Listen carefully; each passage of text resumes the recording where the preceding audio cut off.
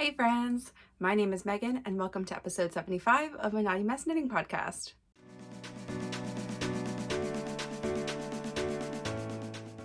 Okay, we have a finished object to talk about, which we kind of talked about last week. It was finished in 2024, but I am wearing it this week, and I do have a finished object, which I'll show you after. I don't have any spinning updates because I still haven't really put my wheel back in like a place where I can use it frequently, and so I need to get that because I do have a spin goal this year, and I hate to have a fall off of that because it's something that kind of like for consistency's sake and because I'm in the middle of doing a spin, I need to get back to quickly. I also have a new cast on, and some some progress on some old things.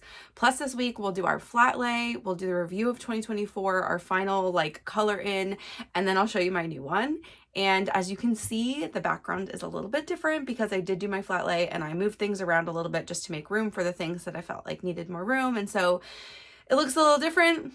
Let me know what you think about it. And I don't know that I'll change it right now, but I also, every time I change it, I have to like give it a few weeks and then decide if I want to change anything back or, rearrange. I did that mid-year last year just because like eventually it was bugging me. And also as I get more yarn in and take things out, like sometimes like I have too much DK or I have not that enough room for fingering, and like those are the things I would move around. Okay, let's get into it. This is the Alchemy Pullover by Knit California. It is a test knit. It's due at the end of this month, and we don't actually have a feedback form yet, so I have not filled it out. Leslie is a new designer. This is her second ever sweater design, and I will talk you through the fit of it. The making process we kind of reviewed as I was making, but I'll start with that if that sounds good to everybody. I made this is a size 5. It is supposed to be 54 inches. The recommended ease is 9 positive inches. It's made with 4.5 millimeter needles for the body. I think you only go down to 4 for the cuffs, including the collar. And I'm using an over-dyed superwash DK yarn that was originally from Backloop Yarn and Fiber in like a straw color that Ariel, who is Airy Knits on YouTube and Instagram, she overdyed for me into this lovely teal, like dark tealy green color. So the making process, this is a top-down drop shoulder knit, so you start like a lot of them with a back panel first. This one you increase your back panel instead of doing short rows into the like a larger amount of cast on stitches. So you cast on the back neck and then you increase. We talked about the increases, but because of the way that Leslie wrote the pattern, I believe the increases are sort of opposite of what you would like typically do, in that your legs are twisted opposite ways. So the detail actually on it it looks fine. It's just more of a design feature than it is like a typical way that you would knit that. Then you finish your back panel, you pick up and knit the little, I don't know what these pieces are called, your shoulder tops. And then you connect for your neckline, knit the front panel, which includes this stitch detail, which is what's on the back as well. That's really the only detail on the thing. Everything else is stockinette. Once those are, connected in the body, you do add some, it was so hard to see in this color, you add some underarm stitches and you just continue those lines exactly where they were, and you knit the body and then you knit the sleeves. We've also talked about the sleeves a little bit, but the sleeves on this are a design choice and a little bit odd fitting. So when I stand up, you'll see it a little bit more, but there's quite a bit of knit in the round no decreases, and then there's rapid decreases, but they start on the outside of your elbow essentially, and then because they stay in one single line, and it's just one decrease every other round, you are like creating a twist in your sleeve. The way that sits on me is that it's like pulling the top of my sleeve in a little bit, like to compensate, and so I'll show you when I stand up right now. Okay, I'm gonna be headless again today just because there's like stuff on my desk.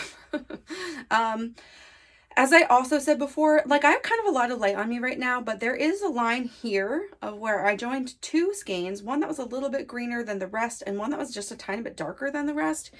I think that you can almost see the join line, but other than that, like it looks this like similarly kind of like micro stripes because I did helically knit this. And this is the first time Ariel's ever over dyed a sweater quantity, and so there's no shade on her at all with this. It's like these were also like all yarns that came to her. You know, she didn't know anything about the dye that was on them or anything like that, so she did an amazing job. I think overall, like if I was just in a room with you and like you would never notice that there's really a line here, and you wouldn't notice like anything about the color. Like it just looks really nice. I have a couple pictures on the Ravelry project right now, but they're all pretty dark because it was raining really hard, so I had to take these under my porch. So I will do some more pictures. Okay, if my arms are just down, you can kind of just see this weird, it's hard because if I move, it like has like a weird ruffle thing. Plus where I knit straight until it sort of sticks out a little bit. Again, I think that as I wear it, like this is my first day wearing it, like I think that this will relax a little bit, but you can just see this is where the decrease stitches start. It's just a choice, right? I would probably never knit a sleeve like this again. On the back side, and it's kind of hard to see, but you can see like right along the side of my sleeve, there's a, you know, sort of faux seam decrease line. That's really all that the detail gives you. But yeah, like it's still doing it on this side too, maybe not as noticeably. If I turn my cuff a little bit from where it wants to sit, it does it less. It's fine. All of the finishing in the cuffs and the hem are a 2x1, so you also can't do a sewn bind off, or you maybe could, but that would be complicated. I did a faux sewn bind off, which is just binding off in pattern, but you sort of move your yarn pre-stitch, and so it just looks a little bit different. It looks nice. I did that for the hem as well. And then the neckline is 1x1, which you could have done a 2x1 and had them all match, but I did this early and I didn't even know that the cuffs and stuff were going to be in a different. Obviously, that is a thing that you can very easily change if you purchase the pattern. You can do whatever you want for all your ribbings. I mean, do whatever you want for the whole pattern, but you know, if you just wanted consistency, you could do that, especially because it's a sewn bind off. Like you can just bind off however you want and then sew it down. And that's always how I do my folded collars, because I think there's like something about structural integrity for that, is that you don't have a single piece both binding off your stitches and connecting them. You bind them off and then you connect them, and it's easier on the yarn. So here we are. The fit is boxy. I'll give you measurements in a second. It is boxy. It's very like sweatshirty vibes. I mean, I like that this detail goes along the front and not just like runs on the back and that's it. On the back, you can see like where it runs along my shoulder line. Honestly, unless you have really good posture, I always wonder if this back running along your back shoulder line is like actually flattering, or if it's just gonna make me look more humped from the back. I don't know.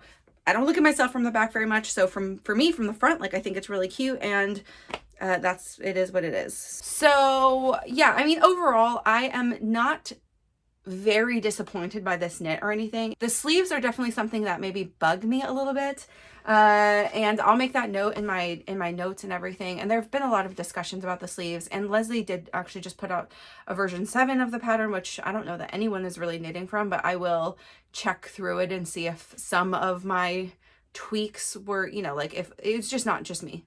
People's tweaks were taken into account for that.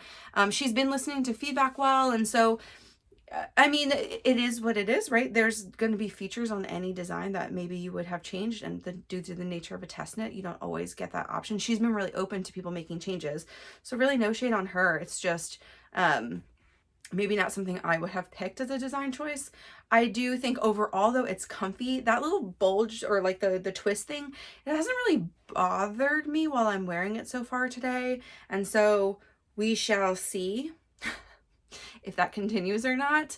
If I feel like it's twisting my cuff a lot, or like, I don't know, like, I don't really think I don't imagine it's gonna impact me while I wear it, unless I thought it looked weird in pictures. But I don't take pictures in my knits. Like, this is my normal wardrobe. I'm not taking pictures of myself very often, only really when I just finished the knit. So I'm not very concerned. I love the color. Thank you, Ariel. I think it was like just so perfect. And yeah, it's just, this color is so yummy and like deeply vibrant, and I am very excited to be wearing it. And I think it doesn't read quite as, it has like more of a like deeply saturated like brightness live. Like it does look very much like teal and not just very dark live. But alas, cameras and lights and outside, and it's winter, and you'll get what you get. So it is January 9th. It's Thursday. It is for me in the afternoon, and so I'm going to lose all the light, and so hopefully we can film this very quickly. So let's talk about the measurements. Okay, so my final measurements, this was supposed to be 54 inches. I measured it at 53. There's also like a little bit of, you know, as it's folded allowance, I didn't really take into account, you know, so it's probably very close to 54. I also did not block my like edge stitch detail in the body out a lot so that I could just really truly lay it flat, and I didn't have to manipulate that at all. So, you know, as it relaxes as I'm wearing, especially in that detail, because I'm warm, the fabric will probably relax a little bit. So let's call it almost 54. The underarm to hem is 14 inches on this, which is a little bit longer than what she wrote in pattern. But I don't think this is super cropped in pattern either. The bicep was 16 inches, and that's at the widest part that you knit, you know, for 4 inches or whatever. The sleeve length is 17 inches. My cuff is 8 inches, which I did say I went down 6 stitches fully in the cuff. And I think I put, yeah, I did 6 extra decreases because you have to do them in sets of 3. To get it to be a size that I felt would be less bothersome to me. And I do truly think that the 6 extra stitches would have made it too like floppy for my personal preference. And so that was an easy fix, also because I needed some extra sleeve length. Like I said, I did the faux sewn bind off. Oh, and the collar depth is 2.5 inches. So it sits pretty high, but there is a difference between like the back and the front. There's a little, you know, slope, because there are the way the back increases. I used a total of 599.7 grams, so really close to 6 balls. I think I said this last time, is I had 2 partial skeins left over from the bottom of this, and these are all overweight skeins. They're all like almost 110 grams. So I used really, you know, close to 5.5 skeins. I have about a half a skein left. And it was 1385 yards, and that's a really close, I think that's like within her range that she had, and she's adjusting that just to make sure that, you know, as people tend to be adding a little bit of length, etc., that's correct. Yeah. So I guess as far as rating this pattern goes, I would say if you like the details, then it's pretty straightforward as far as the knit goes. I think her explanations, I actually don't mind how she laid out her pattern. It's a little bit different than some that I've seen. Who does it remind me of? Not for all of like the formatting and stuff, but some of the explanation kind of reminds me of like an Amy Sher pattern, or like a slightly less than Amy Sher pattern, but she does give you sort of like, we're going to do this thing, and some like tips in that section. I mean, I guess Tori kind of writes like that too. So overall, I mean, like the pattern itself is fine. And I am wishing her the best of luck on this one. And I just like, this is my honest opinion. I think like for me, I wouldn't do a repeat just because of some of those details. I also like, even though this is a small detail, I don't know that I'd want this on like a lot of sweaters. I think I'd like something similar, but maybe not the exact same. So like there are other drop shoulders out there. I've thought about making a stickless stick season, which has very similar shaping, but the detail is a little bit different. It's like more, I think, of like a ribbed section there. Like I would potentially do that. I just don't think I would need this exact sweater a bunch of times. I kind of like a 3x1 cuff. I'm not gonna, I even liked it as the hem. Knitting wise, I don't know that I liked it particularly, but it's not worse than a 2x2. So I think if you just want something a little bit different than a 2x2, you could do that. But again, you cannot do a sewn bind off the same way. If somebody knows the tips, like I did not scour the depths of YouTube to see if there is a way to do a 2x1 sewn bind off. Just, it would, yeah, I don't know, it'd be very complicated, but the faux sewn bind off worked really well and looks pretty good. So I'm pretty happy with that. Okay, let's move on to my finished object of the week. Okay, I just went and got this from the drying mat, and so I'm going to take it promptly back to the drying mat, but I'm going to call it done because all the ends are woven in. Now they're all not all chopped. So that's the only thing I have to do when it's finished drying, but it's actively on the blocking mats, and it's like 2/3 dry, maybe a little bit more than that. It's like 75% or 70% dry. So I am going to put it back there, but it is done. And I want to show you, it is my stripes. Isn't she beautiful? Okay, I'm so thrilled with how this came out. It's looking great. It's drying nicely. This is a little bit still damp here. So I think that'll flatten out as it dries. But mostly my sleeves are the wettest part right now, and it's a little damp right around the collar. And some of the underarm because I had my sleeves laying across. So I will continue drying this, but it is done, all complete, all ends woven in. And let's talk about that for a second once I put it back. Okay, for anyone who's new here or who doesn't remember the details on that, that is a stripes sweater by Andrea Mowry, who is Drea Renee Knits. It is a circular yoke stripe if you want. So you can certainly do a non-striped version of that. Charlotte, one of the girls in my knitting group, she used that pattern to do like with a self-striping yarn, like like a milled yarn, and hers looks gorgeous. She could have used the DRK Everyday pattern too, because they're really similar in that regard. There's like a difference. I think there's a little difference in gauge. There's definitely a difference in some of the construction, partly because I think whatever Andrea designed that with, and it maybe was even like one of her samples is 2 strands of mohair. Regardless, it's a wider neckline than the DRK Everyday. And I think because the DRK Everyday, she designed with like woolen spun yarn in mind. And so the design process prompted, even though those sweaters are very similar, I made them back to back. So like I can tell you the construction of the knitting, like a lot of the guidelines are very similar. There's a different way for the increases to happen. There is also a different amount of short rows. And partly because she also did the short rows like intentionally in the stripes. So they're not at the same cadence you'd be able to do if you just had a single color.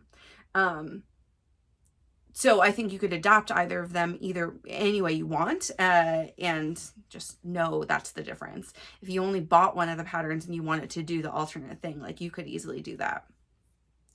I guess if my opinion, if you care about my opinion, if you wanted a version that you could stripe and then easily do also no stripes, I would buy stripes, because stripes is going to give you way more information on the striping process. If you want to do some math and you already own DRK Everyday, but you want to make a striped, you could do that. It's more the short rows. Yeah, it's more the short rows. Though I think I like the increases on the DRK Everyday better. Okay, that's all. I'll try it on next, or I'll wear it next week, and we shall explore sizing, the yarn, everything. I will tell you how much yarn I use though, because I just did those numbers. I haven't done the measurements because it's not done drying yet, but I did make a size 4, which is 46 inches. It is intended to have some small amount of positive ease, but I wanted it to be more fitted because that's how I like my circular yokes. It fits great. It's so cute on. Anyway, I used a total of 404 grams and 1325 yards, which is really similar to what I used for my DRK Everyday, though because that was yarn I spun, it weighed more, but it was about 1300 yards because it was a little bit denser. So like very similar numbers, which is good because they're the same size and, like I said, nearly the same pattern. So I think that, yeah, overall I had a great time knitting it. The ends, I don't think I talked about this much while I did it, but I tried to end, not every night, but like every other night I was working on it, either end the night or start the night by just weaving in the ends that are there. I did it a lot at the end of the night because I wouldn't use that as my very last project, but it'd be like, I'm done stripes now. Let me weave in the ends and then I'll work on something like more mindless or whatever. So, but that obviously has been my focus for a lot of the week, because I think last time you saw it, I had like a significant amount of body done. Like I probably had just to under bust, but I had like less than half the sleeve done. So like just above elbows for both of them. So I finished the sleeves. I added 3 or 4 stripes to the body and then did the hem. And all of that went by very quickly and was very satisfying. And overall, I very much liked it. I think everything on that was 2x2 finishes too. She does tell you to bind off in pattern, and I did that with the faux sewn bind off again. Like it's just binding off in pattern slightly differently. Instead of doing a tubular, which I normally would choose a tubular, but I think I mean, not that I ran out of steam, I just didn't feel like it was necessary for this. Yeah, there wasn't a real reason. I just followed the pattern. I was like, if that's what she says, that's what I'm gonna do. And so, yeah, it ended up looking really, it looks nice and it's drying really nice. So I think it'll fit nice, hopefully. I mean, like it fit nice before I blocked it. One thing I did do for blocking is I did not soak this. I was having a little bit of like color deposits like on my finger, so because I tension over my pointer finger, under my middle finger, and over my pinky, and so I wasn't actually getting any color really between my fingers, which sometimes happens when I'm like when color transfer is happening, but it was happening like over top of my pointer finger, and I knit continental, and so I was worried, and it was really happening with 2 colors, with the Mary color, which is the green one, and Aragorn, which is the dark brown. And I was just worried because those were both next to the white or close to the white, that was gonna like bleed into the really bright white color. So I decided not to submerge and soak, but just to see what would happen if I ran water over it, which is another way. Like you can run pretty cold water over top of your knit, not manipulating it very much while you're doing it, but like just so that the water goes right through. I did this on a sleeve first just to see if there'd be any transfer while it was wet, and there wasn't any, but to just be safe, I was like, you know what, I'm still not going to soak it. And hopefully that's just like, I don't know what it's called when some of the transfer happens, like not even just excess dye, because that you would see wash off. I didn't see anything wash off, so I just think it was like, it's called crocking maybe, where just like the color is got a little bit of excess like in between some of the fibers, and it'll come off like more based on oils and transfer of like heat and stuff. So hopefully it doesn't do anything to my clothes. That's happened to me before a couple of times, but usually I see the dye in the water. And so that's what I was worried about. I did not this time. So who knows? Could just have been a knitting experience only thing. So I will wear it and let you know all those things. But yes, you'll see it next week. Okay, let's talk about the projects I've been working on. So really not a lot. I picked up both my Birch and Northwoods V-neck this week for a short period of time. The Birch, I just wanted to figure out where I was like in my repeats. I was counting last night at like part of in the raglan, and I think that I have one extra like repeat of the because it's a fisherman's rib of the like knit below, when I should have done an increase like before. This is from where I picked it up, like there was one before, and I was like, you know what, I had already done like 2 rows, and then I went back and looked, and I was like, I'm not gonna rip this out, because even though I'm in like the early parts of the raglan, I don't think it'll matter very much. It's only adding like, you know, a tiny bit of length. I think I'm gonna have to make a big adjustment anyway, because I'm pretty far off of my row gauge. This is very sticky yarn, so I'm making a size 4, thinking I'm gonna get closer to a size 5 measurements anyway. And I'm going to likely have to change how the increases are, because eventually it becomes slower. And I think I'm just have to keep them the same the whole time, which is fine. I may even not do as many decreases and keep the size a little bit smaller, just depending on how this is growing. So I don't have it like way, way, way far down in my armpits. It may just be a little bit oversized, and that's okay too. I'm not gonna be mad about it. It is what it is. I'm attached to this yarn for this project, even though it's definitely shown itself to not be the perfect match. But I did pick it up. I didn't bring it down because I literally added like a ½ inch last night. I did pick up my Northwoods V-neck this week too, just to adjust where I was in the sleeve. So I will continue. What I have like 2 inches on the sleeve, and what I realized is I think that it's looking a lot darker than the body is. And I was helically knitting the sleeve, and now I'm thinking maybe I don't helically knit the sleeve and I pick the skein that looks a little bit lighter. One more that I'm going to wind up too, and look if that looks a little bit lighter. Then I'm just going to contiguously knit, like do one and then the other at the same time, but 2 separate needles, because I don't like the fuss and cross of them being on 2 at a time. You know, some people love 2 at a time. I'd rather do 2 simultaneously. And so I will keep you posted on that one, but hopefully I'll have a bunch of progress on the sleeves of that next week. I really only have sleeves and like a little, like half the body to do, which is a lot of sweater. But now that I've made progress on something off my needles, I only have 5 things on my needles right now. I'm gonna definitely cast on one more thing this week I'll tell you about, which is actually a crochet project, and then possibly my first of my make 9, which I'm going to share today. So let's go through the thing that I did pick up and spend a lot of time on this week, which is the Traveler hoodie. I mean, it's this way because this is a bottom-up knit. The last time you saw this, this is also a pattern by Andrea Mowry, it was here. I had literally cast on, I told you about it, that was like October. I put it down for a really long time. It took me many weeks over just like 1 or 2 rows at a time to finish the ribbing, but I finished the ribbing right before the holidays. I didn't show it to you because again, it was like an inch of growth. I was like, that's not very interesting.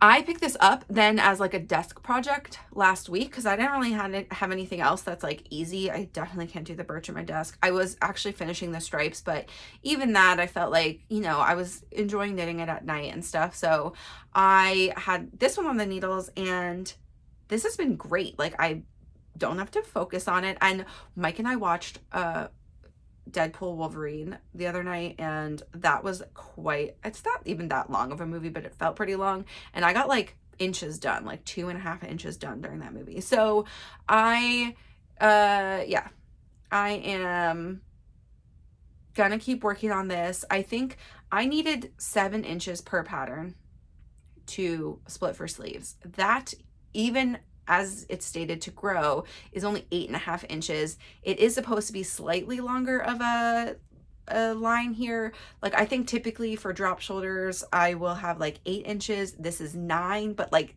that's not a lot of extra space.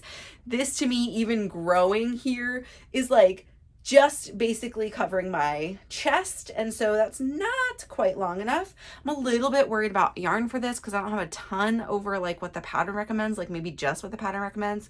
So but I've decided I'm gonna knit 16 of the little bumps.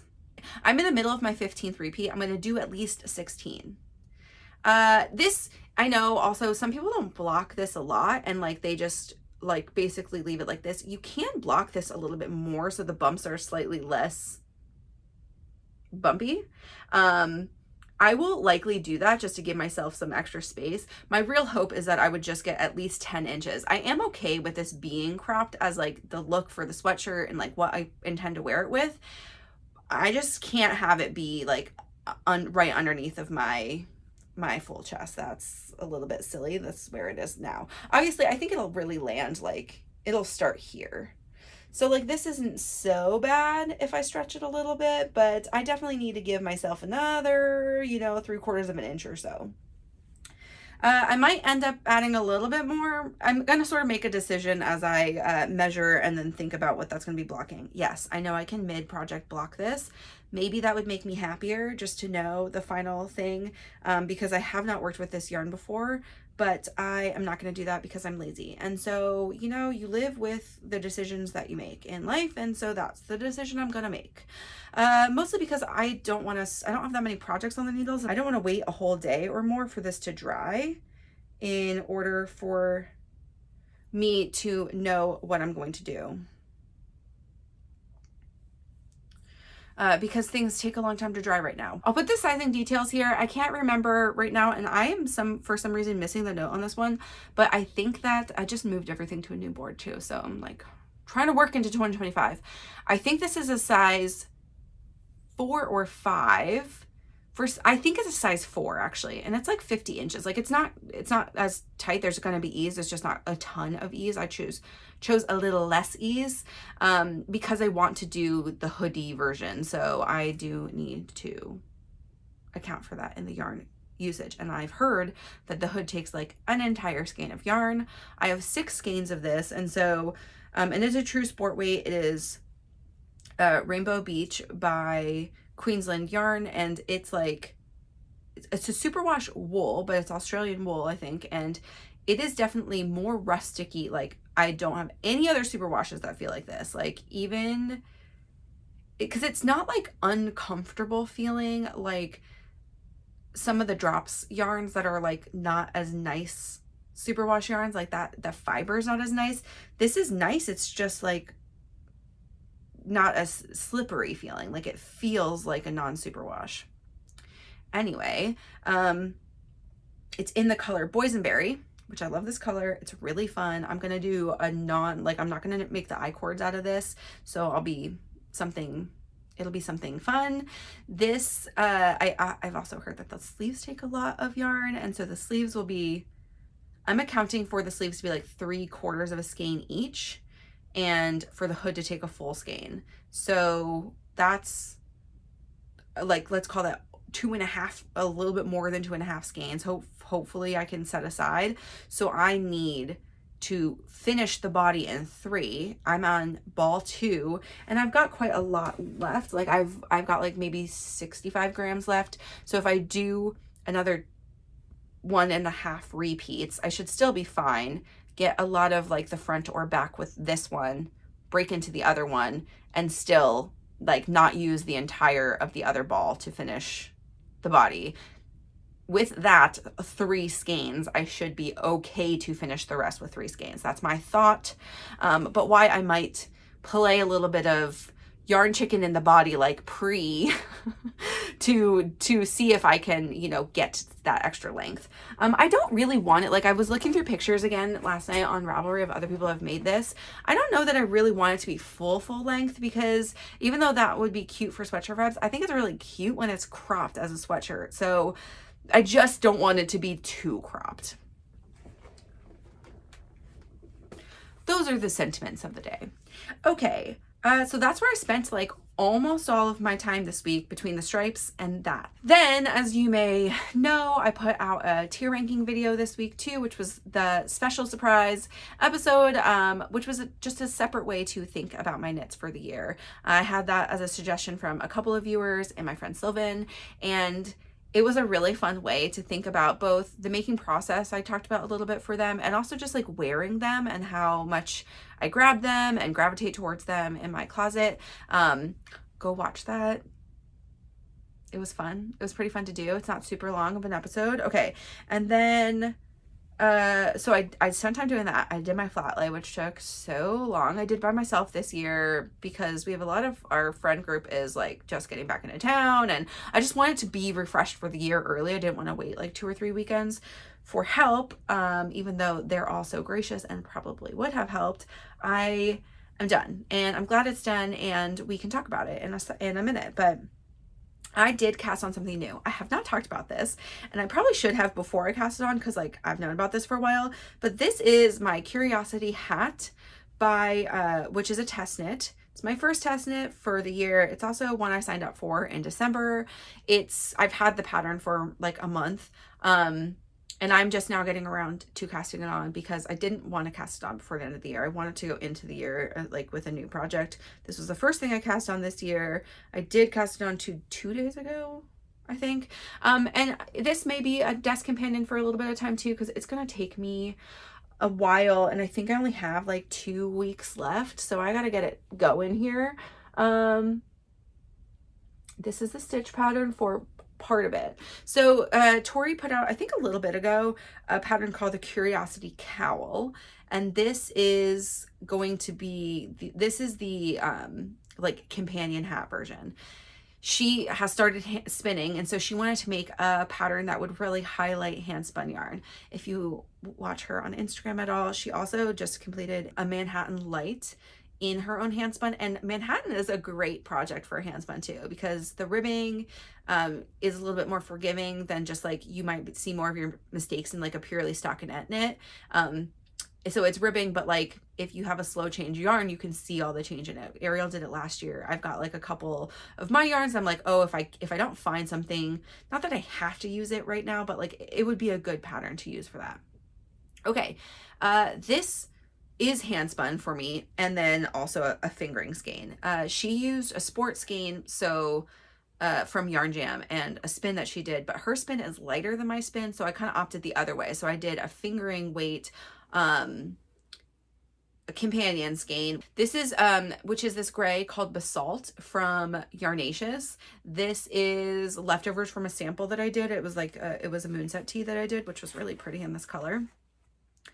It's a tonal, I mean, and it's really doesn't have tons of variation. It's like pretty much just this kind of steely gray. And then I am using a Polworth skein, which was my first chain ply. It's a chain ply. It's a little bit like a very heavy sport, a really light DK. And I say that because measurement wise, like it's 117 grams, but it's only 270 yards, which would make it a DK. But when I measure on, like, I think the grist is a little bit heavier on this, because when I measure on like the wraps per inch, it's closer to a sport weight. So just a sport weight, I don't have as much yardage on, and it's not as lofty. It's a little bit denser. And that's probably a little bit like the chain ply I did is a little bit tight twist. So if we go back to looking at it, it's actually pretty fun because this is not color work. It is just one row you knit, and the other row it's a broken seed stitch, so you knit, purl, and then you change and it's purl, knit, right? I am doing the color change as my main color. Your main color that you use also becomes, this is a provisional cast on, I will pick that up and then I'm gonna knit just in that color. And then where the brim is, and this is one of those like you fold inside hats, and you knit less of the just knit. So when you fold, if that's the outside, your brim will still be this pattern. It'll be like this part of the pattern, which is pretty fun. And so I am, and you can wear either way. So you can have fully this pattern with the brim that is still this pattern, or you can have it with the plain knitting and then the brim this pattern. I am planning to, and I'm like going to be real close because I'm making the adult medium, according to her yardage, and she always gives like a 15% overage. I will be eking out that last bit of the decreases in the main color, but I want to use as much handspun as I can. And because this color is actually so close to this, if I end up ending with like a little bit of this on the crown, I'm not going to be mad. I'll make a note of that in my Ravelry and everything. But yeah, it's going well so far. It's just I have to knit like a lot of this since this is the brim both sides. And so you do like fold it inside. So I am knitting, gonna decrease, pick up, knit, and decrease the same way. And so it's closed tube, not like the muscle burrow, which you start with the decrease, or you start with increases and then you decrease. You just are in the middle. I think Sorry Nordland has a pattern like this too, and so it's not an uncommon thing. It's pretty easy to make, I think, conceptualizing like sticking part inside. You're like, what am I doing? But yeah, so it'll be a nice warm hat too. These are not like my favorite colors ever, but I love to knit with my handspun, and I thought this was a pretty fun skein. The color change is real slow though. So you can see here, I'm just about ready to get back into some yellow, but I've got a while. Like it's going to be light gray for a bit. And then it'll go into like a yellowy gray, and then it'll go into yellow, probably just at the crown. And I'm hoping some of the yellow at least will be where I join back for plain knitting, so that it's got like, you know, it kind of looks intentional with this starting with a bit of yellow here. I did have to go down needle sizes. Her recommended needle size was 3.25 millimeters. I did a gauge swatch, and it was, I actually did a gauge swatch with another yarn, and it was pretty far off, another handspun that was very similar in size and everything, but that handspun has some Like this is 100% Polworth, and that one was like maybe a nylon or bamboo blend. And like something about that, like the stitches just were not getting small enough. I even changed down to, this is a 2.75 millimeter needle. I changed down 2 sizes and I was still like barely making a difference in gauge. And so I was like, this is maybe not the yarn for this project. Maybe this yarn wants to be knit up into a slightly larger gauge. That's okay. So I pivoted to this, did the gauge swatch. I'm really very close to gauge for this. And because the hand spun is not perfect, it sort of depends on where I measure. But yeah, so I'll be good with that just at a smaller needle size. And that's all my cast-ons for this week. Let's talk about my last thing, which is one of my 2025 goals. And that is finishing my Christmas stockings for my family. So thing number 1, and these are cross stitch, so this is a non-knitting section, but it won't be very long, everybody. I told you I would show you my original stocking. So this is mine from my childhood that my mother cross stitched for me. It is gorgeous. It has my name here at the top. It's got a little rocking horse and a Christmas tree. There's a bowl of apples. It's lovely. It's not damaged at all. It's mostly like in good repair. It is a little bit dirty. Like it's just got some like dust and age. I don't know if I can wash it. If you know if I can wash cross stitch, what do you think? I obviously don't want to like scrub it or anything like that, but like, can I spot clean some of this? The background is like, I just like, unless I can really submerge it, I don't know that the background will ever get like as clean as like, here's the difference, everyone. This is the color of Aida that I'm using. My mom might have used like just a slightly darker version, which is fine. Honestly, they'll look close enough when they're done. I'm not gonna be able to get this exact color background anyway. But there's like a couple spots on here that are like a little bit dirtier. Like, can I just spot wash those? Or like if I do, yeah, I don't know. I will look this up on the internet as well, but if you are a cross stitcher and you know, please let me know. And if your answer is like, oh my gosh, please don't do that, then that's an answer. This is, like I was saying though, this is, you do the front cross stitch. You then create a full lining and you have a back. So the back is whatever color you choose, and I'll try to find something pretty similar to this because I like the look of it. And then you you just whip stitch down the actual cross stitch piece. So it's sewn along the sides, but that my mom just liked to sit the lining in. She just whip stitch across the top, like hand stitched it.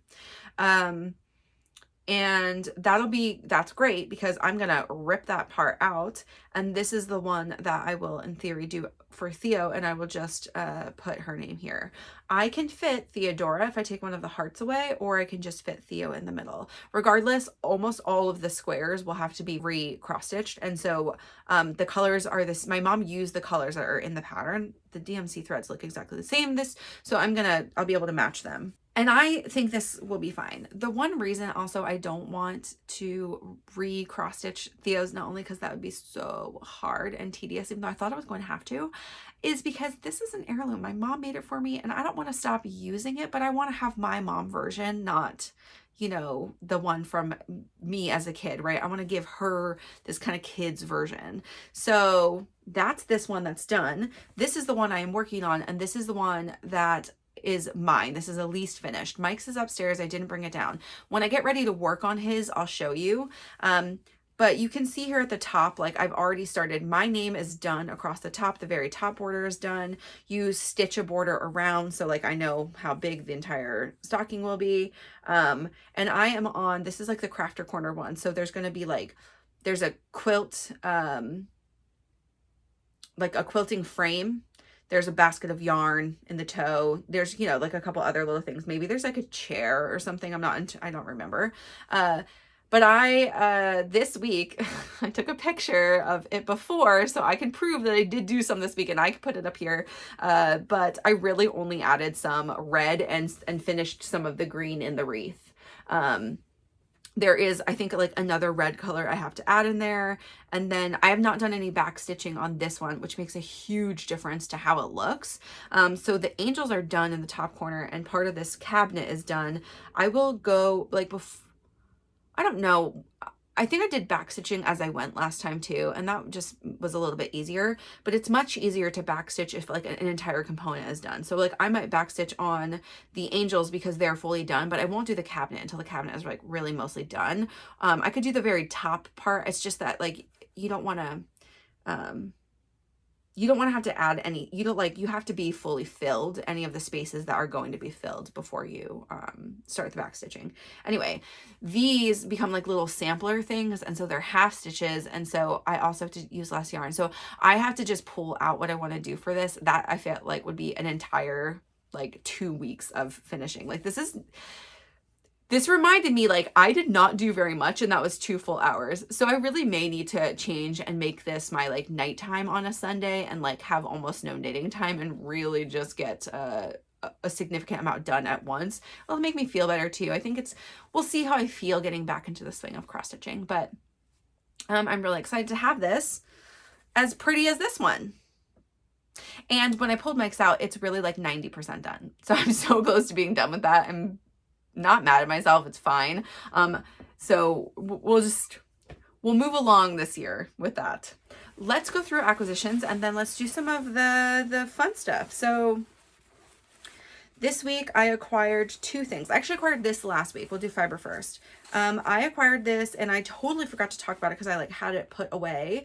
When I went to take pictures of my flat lay, I did include this, and so I put this aside in a bag to talk about more French of mine. This is Elbridge Ritual, which is a color by ZZ Textiles. It is on American Rambouillet fiber, 100%. It's 4 ounces. It is like definitely a more densely braided thing, but like it's very squish. I can feel the squish. I have 3 different braids, and they're all so lovely. They're really like, you can kind of see the colors that are picking up here. This one you can see just the way it's braided, I'm pretty sure. It can also just be like the end of, it could be a little bit where the label is, but this has a lot less of that rusty red color. Ariel also got 3 braids of this, I think. So I might ask her if she wants to lay ours together just to make sure we find like the absolute best fits between the braids. But I think that this, yeah, I mean, they look pretty good. This one feels a little bit lighter, this one, but it's so hard to tell until they're unbraided. So I'm not going to make that decision right now. And because this has a ton of color in it, like I also am not opposed to them looking a little bit different to each other. Okay. Next is something I actually bought on D-Stash, from Lauren at Treehouse Yarns, but it's not her yarn. It is, a True Wolf on Classic Surrey from Witchfire Fibers. I got a few skeins of this. She has like essentially a sweater quantity that she posted on the D-Stash Discord, and I jumped at it because it's one that I did get also on Classic Surrey. I have this single skein that I bought during the pre-order, and I kind of kicked myself for not getting more because the thing that I had in mind for it, I was like, I mean, that would be fine, but like, what if I just used a ton of this because I love this color so much. So now I have enough, I have more than enough for a Surrey held single, but I could also do a Surrey held double sweater, I think, potentially. I love this color. I can't wait to see it knit up. I might swatch both single and held double and then like make a determination from there on what I want to make. But I just like, I'm really excited about it. And so I will add that to all the numbers and stuff, but I actually did include that because I did my last picture right after that got in the mail, like the day I was taking pictures. And so I finished my last picture and put that in the picture, even though it was not in the Surrey section. But I was definitely not going to re-pull out all the Surrey. So let's do books first real quick. So I finished several books in the last week. One was the Anaconda Downstairs, which is the 4th of the Cocky Kingman series. This is about a series of brothers who are all in the NFL. I guess there's a couple that aren't yet, but like maybe they will be by the time they're in this. They play for a fictional team in Denver called the Mustangs. Pretty funny. It's by Amy Award. She calls these fluffy books that she worked really hard on, and they're very fun. They're fun. They're pretty spicy, and yeah, overall, just a great time every time. They're all the whole premise of the series really is just like, these are like plus size women who fall in love, and like there's a lot of body positivity in like they're all in various stages of life and do different things, and so it's been a pretty interesting. This one in particular is about Penelope, who was assistant to one of the other people that were in it before, the one that was a singer, and the like middle brother, so like I think he's like number 3, and so yeah, it's but also he's one of the NFL players. Okay, I finished then also Lauren Dane de la Vega Cats number 2 called Revelation. This one was pretty good. There's definitely like, now that I know in that like one book that was the very last of the Cascadia books, because I read them sort of out of order, out of time, there's these like problem with these bad witches who are called mages who like steal power from other people. They're in this, they were in the first one, but they're like making more of an appearance in this. This is about the sister to the first one, her name is Kendra, and the brother to the first one, so it's just like siblings, named Max, all in this De La Vega cats business. So I think the next one will be obviously another of the cats, but I don't know who of the siblings, probably Gibson. He's the only one that's like really been in it otherwise, but yeah, so we'll see. Okay, I picked up the Saint of Steel series again too this past week, and I read the second book called Paladin's Strength. These are books by T. Kingfisher. I read one like maybe in October or November, and then I was like, I had gotten a rush of books at that time, so but it was one series that I knew I wanted to finish, and it was recommended by somebody who watches the channel, and it's a great recommendation. It's a really fun series. The second one is about one of the paladins who again are like berserkers, like warriors for a god that died, and so they're sort of like a little bit aimless and angsty about it. But the second one is about Ispan, who is traveling along to find the bad guy from the first one. Like they finally identified the bad guy, but he got away, sort of. It's very creepy, like not creepy, scary, just like the premise is like very disturbing. But he is traveling with, or starts traveling at some point in the book with a nun. She's a lay person, but she lives in an abbey because her whole abbey got kidnapped, and there is something mysterious and whatever happening with that, and everybody has secrets in this one, but it's really good, and their love story is really cute, and yeah, the whole thing. Loved it. Those are spicy, just not like super explicit. I mean, they are pretty, but like there's not a ton of it. There's a lot more like of the angst to the love, which is the part I like the most, but also I very much enjoy it. There's a lot of like humor around it in this, and it's just funny. So yeah, they're very funny. So the last book I read this week actually was the third one, which is called Paladin's Hope, so also by T. Kingfisher, and this one is about Galen as a paladin who is like just thinks love isn't for him. I mean, they all kind of think that, and so him especially, and he falls for the lich doctor who is like a medical examiner, like, you know, works with corpses, but he has a special talent around that, and his name is Piper, and they also like it starts with them finding bodies and again a bad guy. This one they find the bad guy in the whole book, but there is they get in a pickle when they found the bad guy, and it's very entertaining. I like these books a lot. I think they're good fun. They are also like magic is like not central, though there are like people that have like abilities a little bit. The world building is done well enough that even though it's sort of given to you in little bits and pieces, you don't need to know more to like understand the story and how people are and the politics and the other things. So very interesting. There's just a lot of layers to peel back. I started 4 last night, and it's the only one that's out. It's the last one that's out, and I think the series is supposed to be 7. It's supposed to be like the last 7 remaining paladins, but I don't know if like I think it came out in like 2023, so I don't know if there are other coming out, but I'm happy to be, you know, getting to all that are out.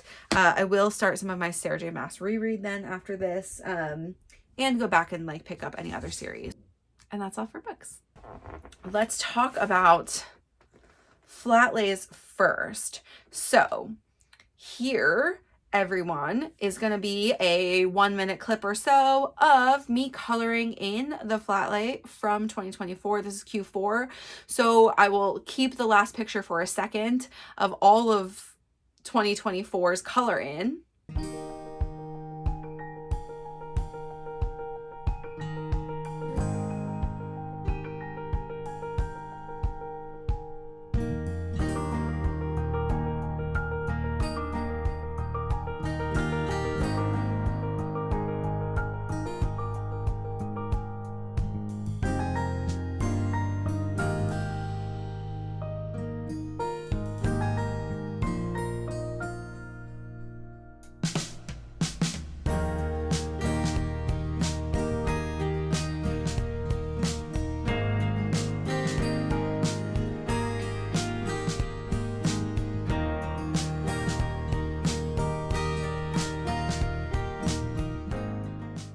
Okay, now that you've seen that, isn't that so exciting and fun? Really quick, let me just lay on top of each other. I'll move myself even further this way. Here is the original, and then here is the finished color in. So obviously you can see how much is colored in, but just in case you were like wondering or can't remember what were those things that were colored in, here is what I did. This does not take into account anything I bought that year. Also, one of the reasons why I want to focus on knitting out of what I bought previous to my flat lay is because it's really fun to color it in. But I would like to use some of these things so that year over year I'm not just pulling out the same stuff. I'm not saying I'm going to necessarily really focus on being stash negative or anything. That would be a nice goal for this year. My focus is more on buying less next year. I want to bring in less yardage than 2024, but I want to spend a little bit less money. But if I slow down in my knitting or anything, I'm not going to necessarily like push myself to have to be stash negative, right? So I think that's more of the determination for this year. But okay, that's done. I'll lift those up for a while. Now, here is my flat lay for 2025. I'm going to put it over the whole screen, so you can't see me now, but this is the full everything. I did the pictures in a slightly different way, as you can tell, since we just saw last year's. I just reformatted sort of like, also because I was pulling out by myself, I stuck as much as I could onto the carpet in my front room for each of the flat lays, and I maybe put things a little bit closer together. Probably not greatly different than the year before, but a little bit different, right? Just because they just are a little bit different. One of the things you can see is that I did like the knitted in with the fiber. This is the first time I'm including fiber. What I plan to do is I will color in when the fiber is used, not when the yarn is used. Obviously, that's two different things. Next week, hopefully, I'll be able to show you my fiber tracker. That is a little different thing. So we know I have a yarn tracker, which is yards in, yards out. It's, you know, colors, makes it all of the things about the yarn in and out. I have a project tracker that gets refreshed every year. The yarn tracker just stays in time over time. And then I have a project tracker, I have a knitwear tracker, and I have now a fiber tracker. And the fiber tracker, I'm hoping that I will have all the fiber details, how I spun the yarn. And then when I'm ready, I will have a little bit of like a automation that will throw that finished yarn, yardage type of like composition, which is, you know, like 100% Polworth or 100% Falkland or whatever the thing is. We'll throw it into my yarn tracker under a special column called handspun, which will just be with everything else, so I can also track yards in and out. When those all my handspun skeins I have not put in yet at all. I don't know that I'm going to put any in from previously because I don't remember all the information on them. I'm definitely going to do it going forward though. So including my Cormo spin that I'm in the middle of and need to get back to, that will go in there. So we'll sort of see how I feel about all the things. If I don't have that many handspun skeins, now they live here, we'll see how I feel about it going forward. Now that I do have a yardage counter, I can go do that when I spin up the yarn, or when I wind up the yarn. That's a little bit of the turn right now, because this is brand new, is am I going to get an accurate yardage count and then reskein it to put it in here? Because you have to, you know, you get it onto the cake to get that. That's real annoying. So I don't know if I'm going to do that, or if I'm going to use the Nitty Naughty as my guide and know that that percentage is going to be a little bit off after wash, like maybe just minus 6% or something, so I can like give myself a semi-accurate measurement. And so when I'm looking for yarn, I at least have like a ballpark figure in there, but it may not be, you know, 100% correct. I will do things like, you know, in my estimation of wraps per inch for the weight of the yarn and all those other pieces. So when it goes in, I kind of know. That'll be the, we'll see. This will be a year of exploration for getting your hand spun into your yardage calculations, etc. It's not going to be perfect. We'll see. Okay, so that was fun. Now I will show you another fun picture, and maybe I'll just do these side by side because I think that's probably the best way to see them. So they'll cover me again, but I will show you my yarn wall behind me pre flat lay, and now my yarn new after flat lay. So you can see I did some shelf changes, and I switched a bunch of stuff around, partly because the way some of my fiber was being stored on my like little shelves next to me. I had this little shelf, and that was like getting a little bit crazy looking with these, and I couldn't see all of the ones that I had like in bags. And so I wanted to make them a little bit more central. I wanted to give my hand spun a better place of prominence. And then I changed over. This is now all fingering here, both my reds and my blues. And then way up here at the top, which you can't see, but you can see in the picture, I've got worsted at the top, which got slightly less room this year because though I recently bought some worsted, I like worked through quite a lot. My sport weight, I actually separated out, which I haven't done before in a while, and that's down here. My lace has stayed the same over here. My like fluffies, and that's both like any weight fluffy. And then the scraps have stayed the same, the bulky stayed the same, and there's a cubby right here behind me, which you can see has like a bunch of white space. I actually don't have much in there. I think that may be a place where I project plan, so the things that I think I'm going to work on that quarter may just move out of this general space and move down here. So it's a place I kind of get excited about as I see it, because there's not much in there right now, and I can move out those Take Care of Me mohair skeins to somewhere else in short order, I believe. So that's what it looks like. I am excited about the change. Again, I'm gonna have to sit with it for a little bit. I think I like it, so we'll just go with that. Okay, so here's what I think I'm gonna do is I'm gonna flash up the Make 9. I will tell you what the pattern is, who the designer is, and then I'm gonna show you the yarn because I can. These are all patterns I already own that I already have yarn for. So things I was excited about, I bought during sales or launch weeks or whatever, and I want to make them. So this is again, I have on the needles or made 10 of my 12 last year. Birch is still on the needles. My stripes is obviously done now, but was on the needles at the end of the year. And that's it. So only the Bibliophile and my Salty Air Tea did not get made. I didn't put them on this, even though I do want to make them. They're just like other ones that I want to make. Again, I really had to pick 9, and I did 9 this year. Okay, so here's what I've got.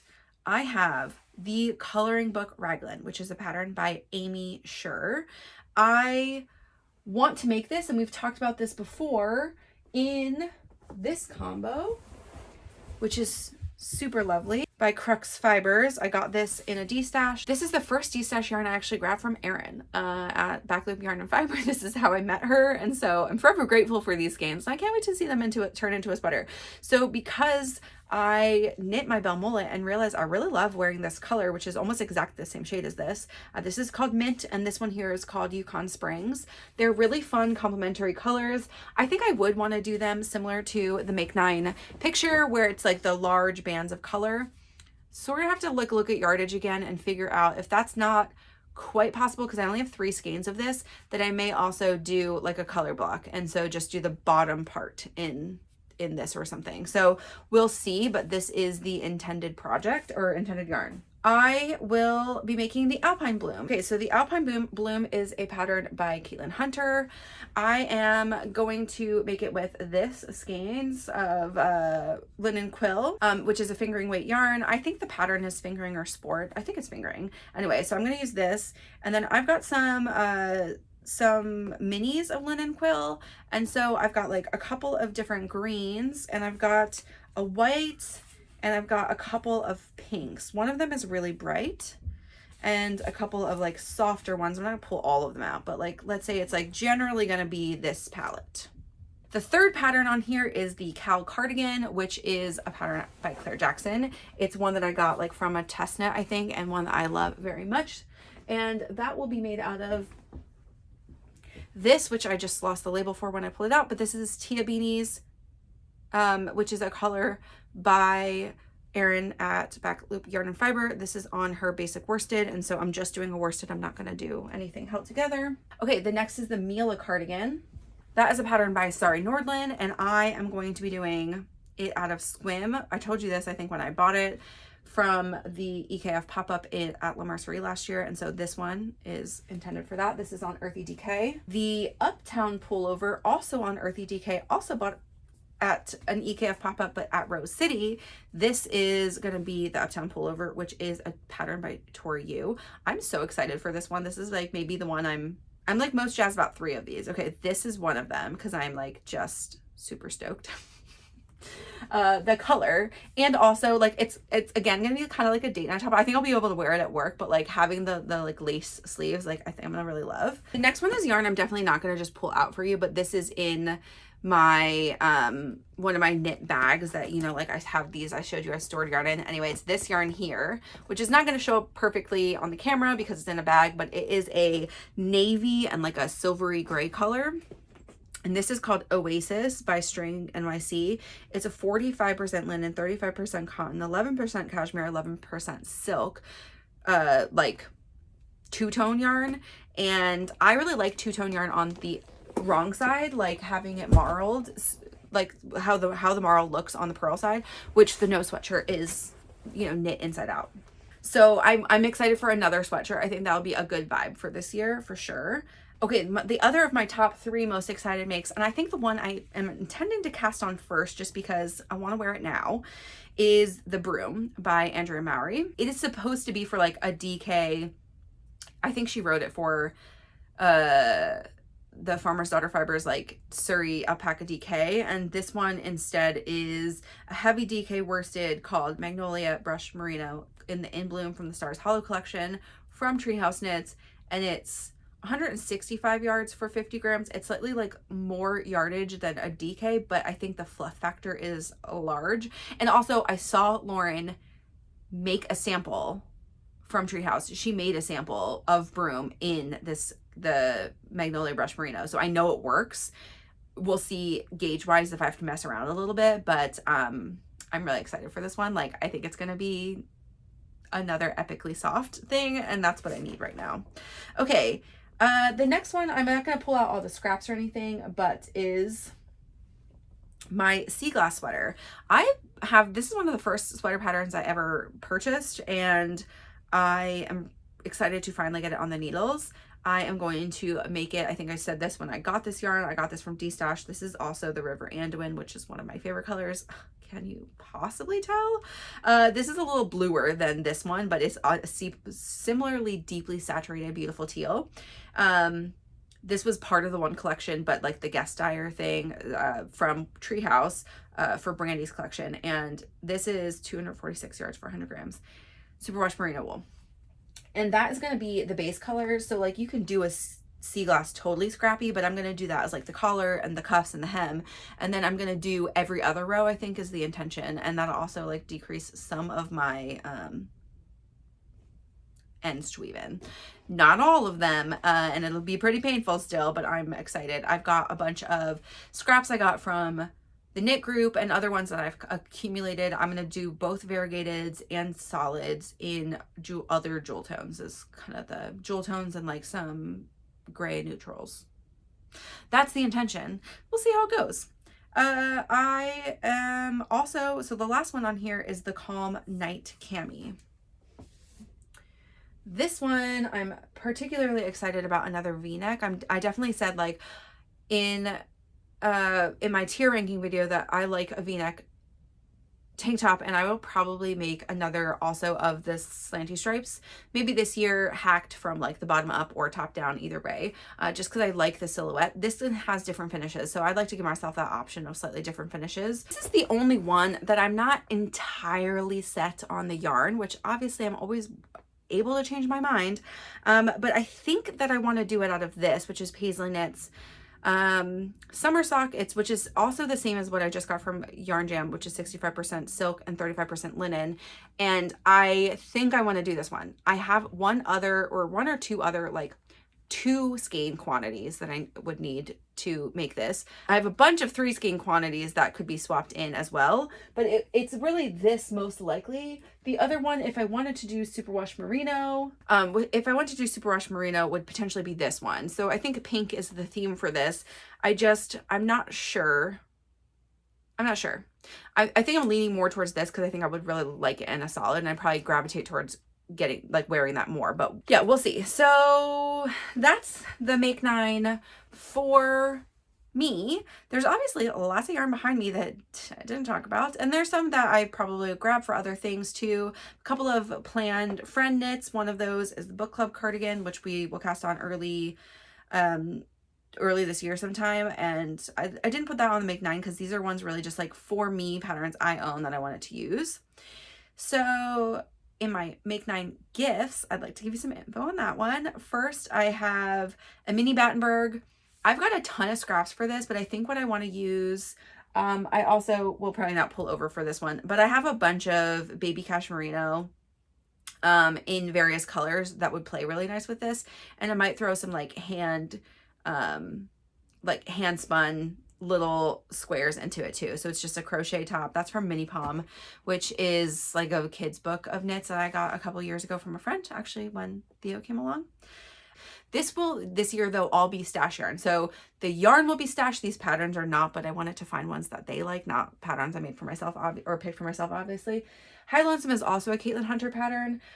This one though, I think has like the grading for men, and like it looks really nice. For Mike, the plan is to use this hand spun, and I do think I have to purchase the accompanying color. I have a woolly knit cone of gray that could possibly work, but we just explored that maybe it's not the best feel. Like I would give him something a little bit softer maybe. I'm looking at a couple of options, and I also think like maybe there's some of this like darker blue in here too, but I think maybe I still want to do like a medium to dark gray, just something he would actually wear, but maybe a blue. And so we'll see.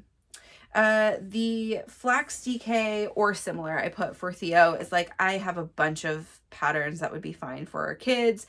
If I do the Flax DK, I probably wouldn't do the garter line on that for her. I would just make it stockinette, but just use the numbers, and that's a free pattern for Theo. And I've got a couple of sweater quantities that I think could be used for her.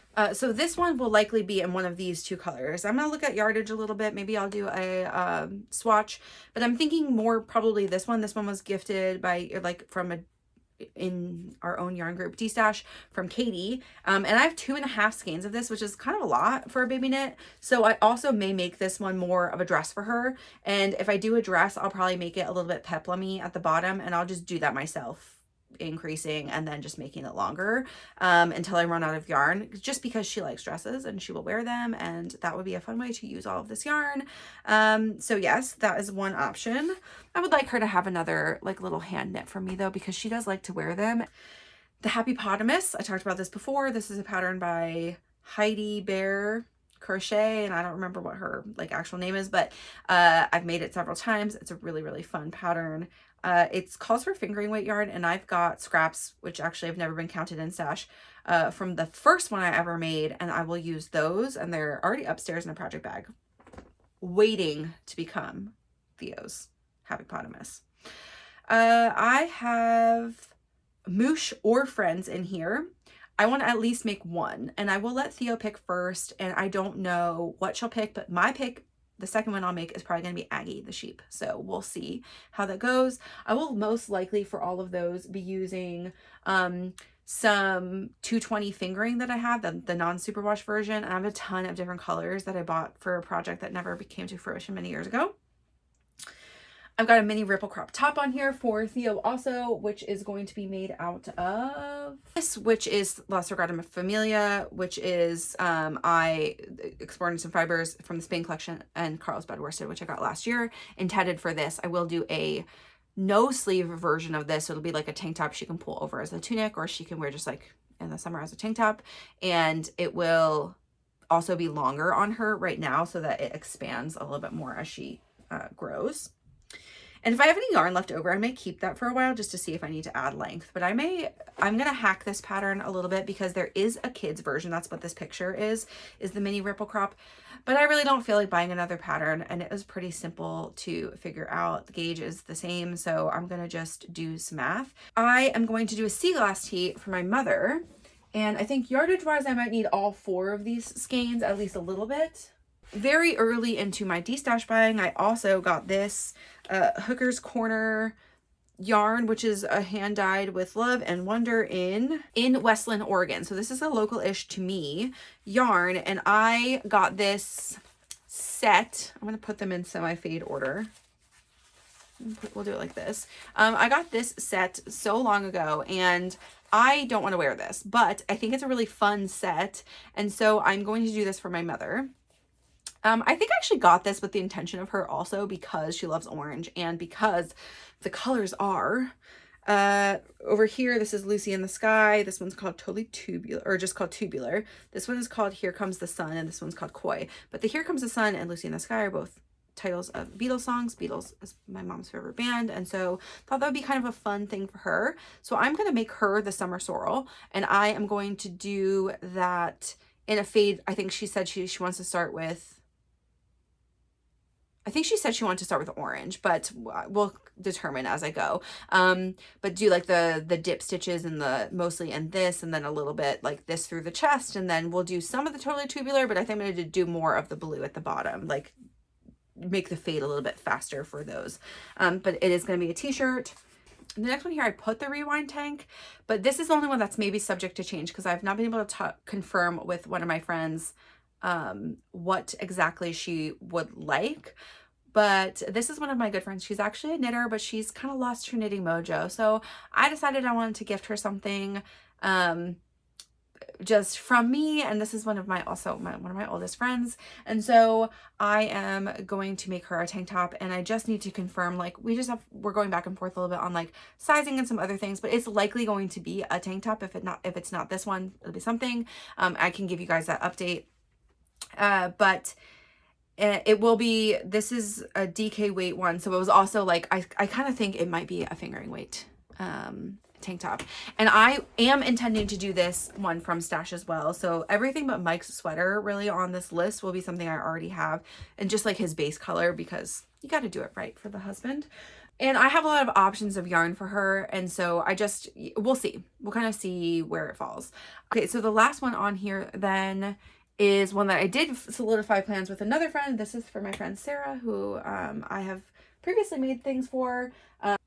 But this is going to be the end of my water green, and it's this Ribblesdale vest by Lily Kate Makes. And I'm really excited to get this one started for her, and I'll probably get this one out a little bit earlier in the year because I do think like it'll be an easy one to accomplish. It's not going to be any like near her birthday or anything like that. It's just, here's a gift knit.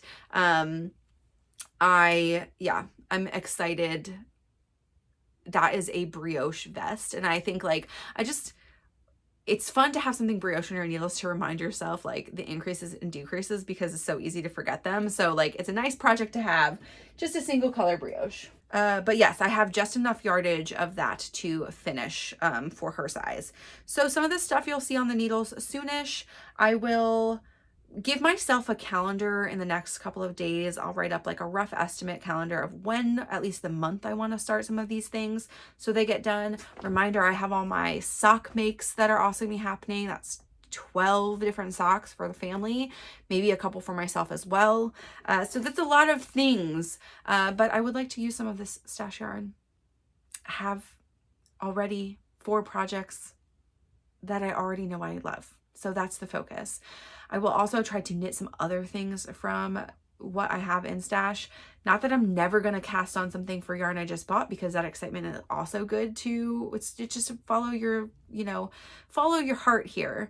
But I had a heart moment for all of these things at one point, and so I would like to re-engage myself with that, which is why I think actually using this cubby as like future and near future makes, like to pull some of the yarn down, is like I'll be excited about a color or a texture, and then that'll remind me, not just like looking at the maybe overwhelm of my whole yarn inventory, but just like this is the thing that I need to focus on. So I'm really excited. I'm glad the flat lays are done. I'm glad the rearranging is done. I'm glad the make 9s are finished, and so you will see these things start to pop up. If you have anything that you love from my make 9, I guess it could be either of them, that you really, really want to join in on, please let me know.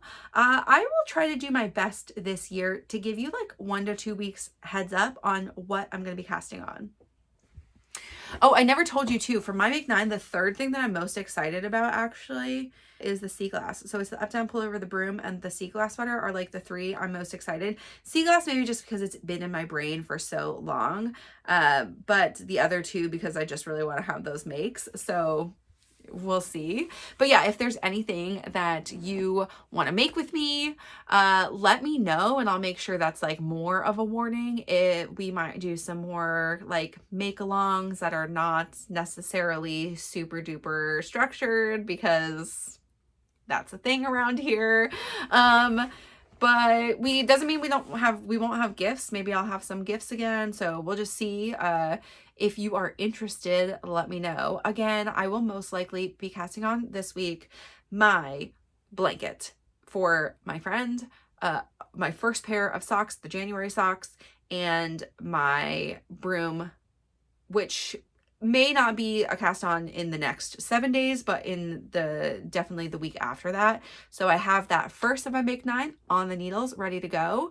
I'm still finishing up the birch. That was another of the make 9 or make 12 from last year. So we'll see where we get. I'm really excited. I'm glad I like know the yarn. I have the yarn plans. And so yeah, excited to get these things started. So let me know what you were working on when you were listening today. Were you knitting on something, finishing up any last year projects?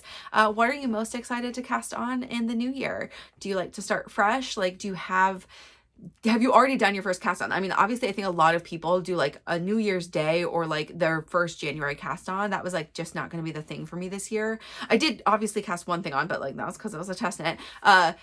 What is your thing? What are you most excited about? I want to know. Always leave comments below. You can find me on Instagram if you need to chat more, or if you just don't feel like putting public comments, that's fine as well. If you have not checked out my end of year wrap-ups, please do. As always, thanks for hanging out with me. I hope you got some great knitting in. Have a wonderful day, night, week, weekend, whenever you're watching this, and I'll talk to you soon. Bye.